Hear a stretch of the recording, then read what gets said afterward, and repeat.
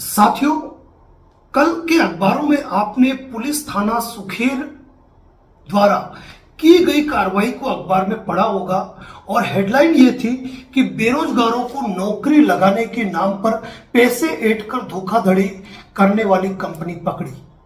Company में बेरोजगारी के साथ धोखाधड़ी करने वाले 9 युवक गिरफ्तार।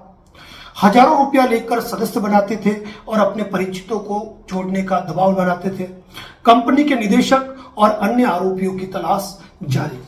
साथियों, यहां पर पुलिस थाना सुखेर के पुलिस थानाधिकारी, उदयपुर के सिंघम कहे जाने वाले और बहुत ही अच्छे पुलिस अधिकारी श्रीमान हिमांशु सिंह जी राजावत द्वारा और उनकी टीम द्वारा इसमें कार्रवाई की गई, गिरफ्तार किए गए, प्रेस नोट जारी किया गया। प्रिंट मीडिया और इलेक्ट्रॉनिक मीडिया की ये खबर बना। इसके इन्वेस्टिगेशन ऑफिसर भी मेरे प्रिय मित्र श्रीमान सुनील जी विश्नोई साहब है। अब यहां पर मेरा आज का वीडियो पोस्ट करने का मकसद किसी भी रूप से पुलिस की कार्रवाई को प्रभावित करना या फिर किसी के पक्ष या विपक्ष में बोलना नहीं है, लेकिन आज के वीडियो का मेरा सबसे बड़ा मकसद यह है कि यदि कोई भी व्यक्ति जो कोई कंपनी चलाता है, कोई मार्केटिंग का काम करता है, कोई शेयर ट्रेडिंग का काम करता है, कोई लोन एजेंसी डीएसए लेकर चलाता है या कोई भी व्यापार करता है, उन तमाम लोगों के लिए आज का वीडियो संदेश महत्वपूर्ण साबित होगा। क्योंकि आज नहीं तो कल आपके खिलाफ पर कोई व्यक्ति किसी भी आधार पे जब पुलिस रिपोर्ट देगा तो ऐसी स्थिति में आपका बचाव कैसे होगा। क्योंकि होता क्या है, होता यह है कि जब भी कोई कंपनी मार्केटिंग या एजेंसी या शेयर ट्रेडिंग या जो भी कहा जाए, जब उसमें कोई व्यक्ति जुड़ता है, अगर 10 लोग उससे लाभ प्राप्त करते हैं, जब तक लाभ प्राप्त करते हैं वह कंपनी अच्छी है, और जब अचानक ही किसी एक या 2 व्यक्ति को उस कंपनी से कोई दिक्कत खड़ी हो जाती है तो ऐसी स्थिति में व्यक्ति उसके खिलाफ एफआईआर लिखवाता है और शुरू हो जाता है कानूनी दौर और कानूनी मामलों में उलझने की कहानी। साथियों, यहां पर जिस कंपनी का नाम ईसीआर एमपीएल प्राइवेट लिमिटेड बताया गया, मैं ये कहूंगा कि आप भी यदि कोई भी व्यापार, शेयर ट्रेडिंग, लोन डीएसए या कोई भी मार्केटिंग का काम करते हैं तो इस वीडियो को अंत तक जरूर देखना, क्योंकि आपके मुद्दे की बात जरूर आएगी इसमें। अब बात करते हैं कि अखबार की हेडलाइन के अनुसार कंपनी का जो नाम है वह ECR MPL private limited company है। साथियों, मैं कहूंगा कि आज के युवाओं को हुआ क्या है, आप घंटों सोशल मीडिया पर अपना समय बिताते हैं, आप फेसबुक पे रील्स देखते हैं, आप यूट्यूब के शॉर्ट्स देखते हैं, तो जब आप किसी कंपनी से जुड़ते हैं तो उस कंपनी की जानकारी आप सोशल मीडिया से क्यों नहीं लेते? और सोशल मीडिया से जब आप जानकारी लेंगे या उस कंपनी के नाम के साथ कंप्लेंट वर्ड यूज करके जब आप क्लिक करेंगे तो उस कंपनी में आने वाली सारी जानकारी आपके सामने हो जाएगी। अब मैं इस कंपनी की बात करूं, इस मामले में एफआईआर दर्ज हुई 24 मई 2024 को, यानी कि 2 दिन पहले, और जो समय था वह शाम को 4:19 का था। एफआईआर दर्ज होने के बाद एक छोटी सी एफआईआर है, कोई ज्यादा कंटेंट नहीं थे, जहां पर एक व्यक्ति ने यह बताया गया कि मुझे इस कंपनी में बुलाया गया, मेरे साथ और भी लोग थे, मुझसे 59,922 रुपए लिया गया और कहा गया कंपनी नेटवर्क मार्केटिंग का काम करती है, तुम और लोगों को भी नौकरी के नाम पर यहाँ लाओ, मेंबर बनाओ, तुमको भी कमीशन देंगे। मुझसे रुपए हड़प लिए और भी कई गरीब लोगों के कम पैसे लूटे जा रहे हैं, ऐसी बातें इन्होंने कही है। एफआईआर दर्ज हुई कंपनी के खिलाफ। अब जब इस मामले में मैं बहुत ही क्लियर बात करूंगा, आज किसी के पक्ष में नहीं, किसी के विपक्ष में नहीं, और यह नहीं है कि सीआर कंपनी जो है मैं उसको जानता हूं, लेकिन जब इस मामले की तह में जाके मैंने इस कंपनी की डिटेल निकाली जो सोशल मीडिया पर मौजूद थी, तो साथियों, कंपनी का नाम क्लिक करते ही डायरेक्टली आ रहा है कि इस कंपनी का जो नाम है वह मार्केटिंग के नाम से रजिस्टर्ड है। यानी कि जो ईसीआर कंपनी है, जो इसका पूरा नाम है election career resource marketing private limited, यानी कि company ministry of corporate affairs से रजिस्टर्ड है। 2019 के अंदर इसको रजिस्टर्ड किया गया, कोरोना काल के अंदर, और मार्केटिंग के नाम से रजिस्टर्ड है, यानी कि यह मार्केटिंग का काम करती है। इसका प्रधान कार्यालय जयपुर में स्थित है और यहां पर क्लियरली मेंशन है कि यहां पर डायरेक्ट सेलिंग का काम होता है। उदयपुर के हर कॉम्प्लेक्स के अंदर, उदयपुर ही नहीं कहूं, देश के हर शहर के, हर जिले के कॉम्प्लेक्स के अंदर कोई ना कोई मार्केटिंग कंपनी आज की तारीख में स्थित है। और वहां पर लोग जब जुड़ते हैं तो भलीभांति जानते हैं कि उनको क्या काम करना है, उनको डायरेक्ट सेलिंग का काम करना है। अब इसमें खुलासा लिखा हुआ है कि इस कंपनी को ज्वाइन करने के लिए कोई रजिस्ट्रेशन फीस नहीं है, लेकिन जो राशि यहां पर दी जा रही है वह प्रोडक्ट परचेस करने की है, यानी कि आप इस कंपनी के प्रोडक्ट परचेस कर रहे हैं और आप इस कंपनी के मेंबर बने हैं। और फिर आपको एमएलएम कंपनी की तर्ज पे काम करना है। एमएलएम कंपनियां आज की तारीख में, विदेशों की कंपनियां भी भारत में काम कर रही है और भारत की हजारों कंपनियां एलएमएल मार्केटिंग का काम कर रही है। यह प्रत्येक व्यक्ति जानता है। एमएलएम का वर्ड है मल्टी लेवल मार्केटिंग, यानी कि सीधी सी गणित है कि डायरेक्ट सेलिंग का बिजनेस होता है और जहां पर लोगों को पैसा जमा करना होता है। अब ये कंपनी खुली। अब इस कंपनी के खुलने के बाद इन्होंने जो भी तरीका आजमाया हो उस तरीके के माध्यम से इन्होंने कंपनी में लोगों को जोड़ा और बात कही ट्रेनिंग देने की और डायरेक्ट सेलिंग की। यानी कि कोई भी युवा यदि इस कंपनी में जुड़ता है तो वह क्या सोशल साइट्स पे जाकर ये डिटेल्स नहीं देखता है। यानी कि हमको यदि पानी पूरी भी खानी होती है तो हम सर्च करते हैं कि बेस्ट पानी पूरी उदयपुर। यदि हमको रूम बुक करना होता है तो हम होटल सर्च करते हैं। यदि हमको नाश्ता करना होता है तो हम होटल, कौन सा रेस्टोरेंट बेस्ट होगा ये सर्च करते हैं। हमको एडवोकेट की सर्विस लेनी है, हम उसको सर्च करते हैं। जब आप जिस कंपनी में जुड़ रहे हो, क्या आपने उस कंपनी को सर्च ही नहीं किया?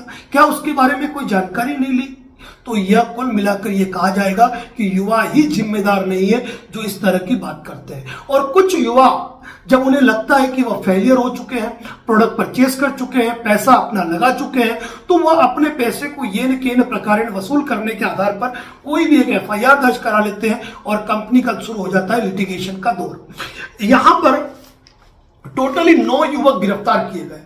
मैं दावे के साथ कहता हूं, खैर मेरा मामला ऐसा नहीं है कि मैं यहां पर किसी प्रक्रिया पे सवाल उठाऊं, लेकिन ये जो 9 लोग हैं ना, वह 9 लोग कंपनी के डायरेक्टर नहीं हो सकते। यह लोग हैं काम करने वाले, यानी कि एक दिहाड़ी मजदूर की तरह, क्योंकि युवा है, बेरोजगार है, उनको नौकरी नहीं मिल रही है। उनको जहां भी नौकरी मिलती है, चाहे वो 5,000 सैलरी मिले, 10,000 मिले या 15,000 मिले, उनकी योग्यता के आधार पे वो नौकरी करते हैं। और ये वही युवा है जो फोटो में दिख रहे हैं, जिनकी उम्र जो है 20 से 30 वर्ष के भीतर है। और ये सारे लोग जो है वो नौकरी कर रहे हैं। विभिन्न हाईकोर्ट और सुप्रीम कोर्ट के भी इस मैटर में जजमेंट है कि किसी कंपनी में कोई काम करने वाला व्यक्ति उस कंपनी द्वारा किए गए गलत कृत्यों के लिए उत्तरदायी नहीं है। अब ऐसी स्थिति में इन युवाओं की गिरफ्तारी हो गई, कल जमानत भी हो जाएगी, ये युवा बाहर भी आ जाएंगे, केस चलता रहेगा। लेकिन ये सारे वह युवा है जो आज की तारीख में 12th पास कर चुके हैं, ग्रेजुएशन कर चुके हैं और फ्यूचर में गवर्नमेंट जॉब के अंदर जाना चाहते हैं। और जब ये अपना पुलिस वेरिफिकेशन रिपोर्ट बनाएंगे तो इन्हें दिक्कत आएगी कानूनी केसेस की। यह 1 दिन, 2 दिन या 4 दिन, जितने भी दिन इन्होंने न्यायिक अभिरक्षा काटी है वह रिकॉर्ड में आएगा। कुल मिलाकर इन युवाओं का भविष्य जो है वो बर्बाद हुआ है और ऐसा किसी और के साथ ना हो, इसीलिए आज का वीडियो हमारा बन रहा है। तो हमारा ये कहना है कि जब भी कोई युवा किसी कंपनी में जुड़े तो सबसे पहले उस कंपनी की तहकीकात कर ले, आज की तारीख में गूगल से क्या छुपा है। और सबसे बड़ी बात की यह कि जो कंपनियां, जो मार्केटिंग कंपनियां, जो एमएलएम कंपनियां, जो शेयर ट्रेडिंग के लोग, जो लोन डीएसए का काम करते हैं, उन तमाम लोगों से मैं एक बात कहना चाहूंगा कि जिस भी शहर में आप अपना कार्यालय खोल रहे हैं, आपको सबसे पहला काम अपना वेरिफिकेशन कराना चाहिए, पुलिस वेरिफिकेशन कराना चाहिए, प्रॉपर किराया एग्रीमेंट बनाना चाहिए और आपको अपनी तरीके से अपना वर्क ऑफ नेचर, आपके काम का एम, आप क्या काम कर रहे हैं, आपका रजिस्ट्रेशन सर्टिफिकेट और आपकी कंपनी के आर्टिकल एंड मेमोरेंडम, यहां तक कि आपने जो भी रजिस्ट्रेशन ले रखे हो उन रजिस्ट्रेशन की कॉपी संबंधित पुलिस थाने के अंदर आप जरूर जमा करवाएं। और वहां पर आप, मेरा ये कहना है, क्योंकि वो तो वेरिफिकेशन कर देते हैं, लेकिन ये चीजें आपको अपनी ओर से जमा करानी चाहिए ताकि कल के बाद इस तरीके से आप शिकार न हो। क्योंकि मेरा कहना यह है कि कंपनी में, चलिए कोई कंपनी गलत भी है, कंपनी पे कार्रवाई भी होगी, लेकिन उन युवाओं का क्या कसूर जो यहां पर नौकरी कर रहे थे और जो गिरफ्तार होते हैं ऐसे मामलों में।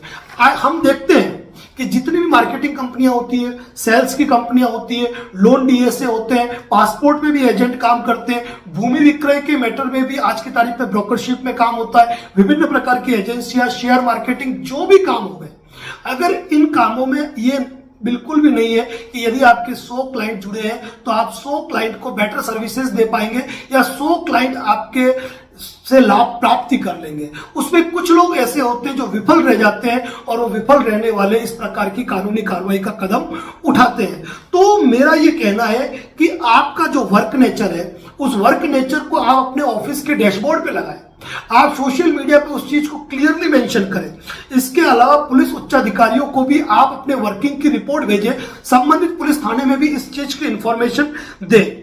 और सबसे बड़ी बात यह कि प्रत्येक व्यक्ति जिससे कि आप अपना काम करवा रहे हैं उनसे एक एफिडेविट आपको लेना चाहिए या फिर उनसे एक सेटिस्फेक्शन वीडियो या ऐसी कोई जानकारी लेनी चाहिए। हाल ही में विवेक बिंद्रा का जुड़ा हुआ मामला आपने सुना होगा, लेकिन विवेक बिंद्रा विभिन्न प्रकार के कानूनी पचड़ों से दूर रहने का जो सबसे बड़ा कारण यह था कि उनका जो टोटली वर्क था, यहां तक कि उन्होंने लोगों के स्टेटमेंट रिकॉर्ड करके भी अपने पास रिकॉर्ड के रूप में रखे थे।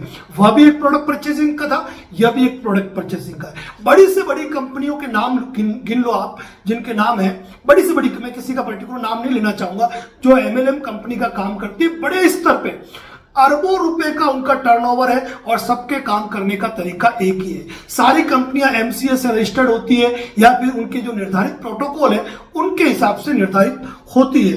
तो यहां पर मैं ये कहना चाहूंगा कि अखबार में इस तरह की जो खबरें आई, ये जो युवा है आज की तारीख में जो इनके पास नौकरी कर रहे थे वह आज की तारीख में गिरफ्तार है।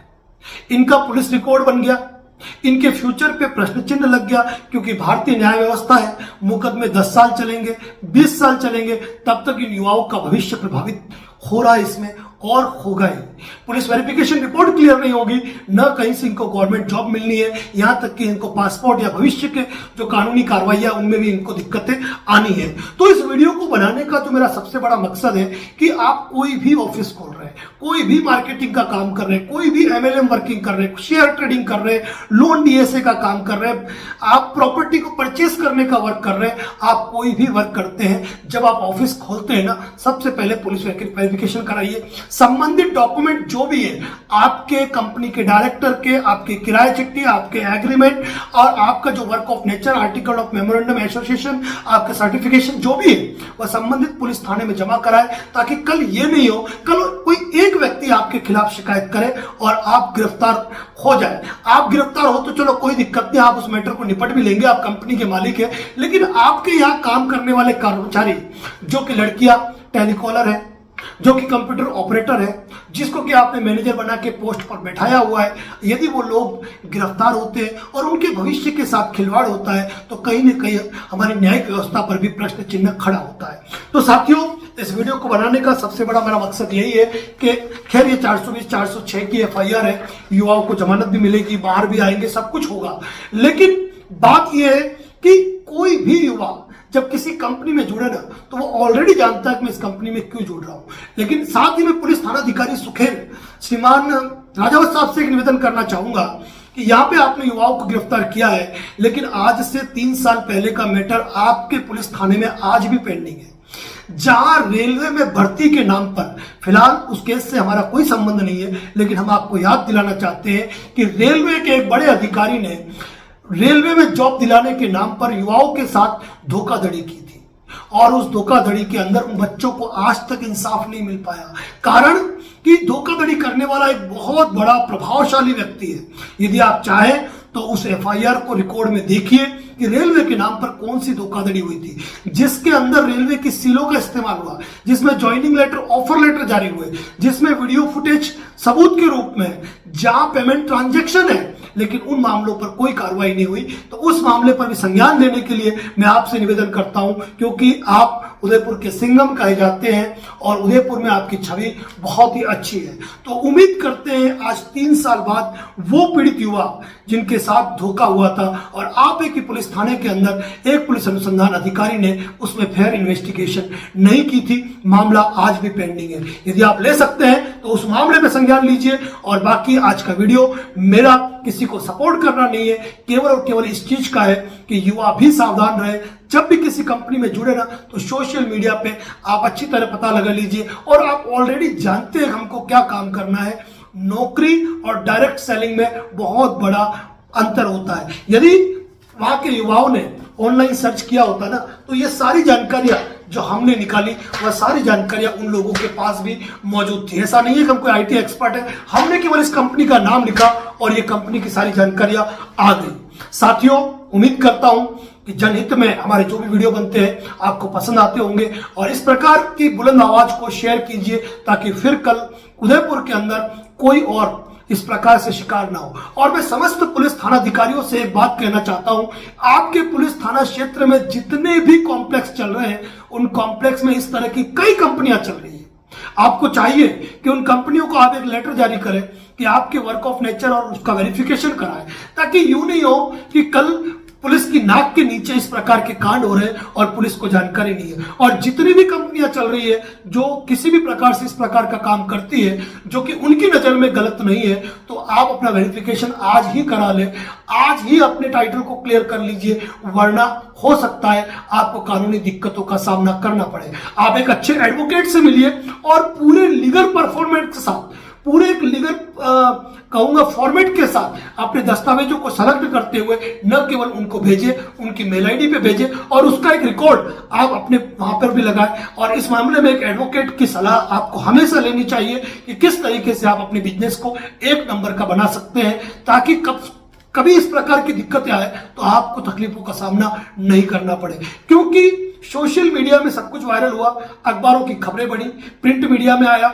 इलेक्ट्रॉनिक मीडिया में आया, और आज इन युवाओं का भविष्य कुल मिलाकर खतरे में है। जिम्मेदार हो सकते हैं वो इन पुलिस इन्वेस्टिगेशन में सामने आएगा।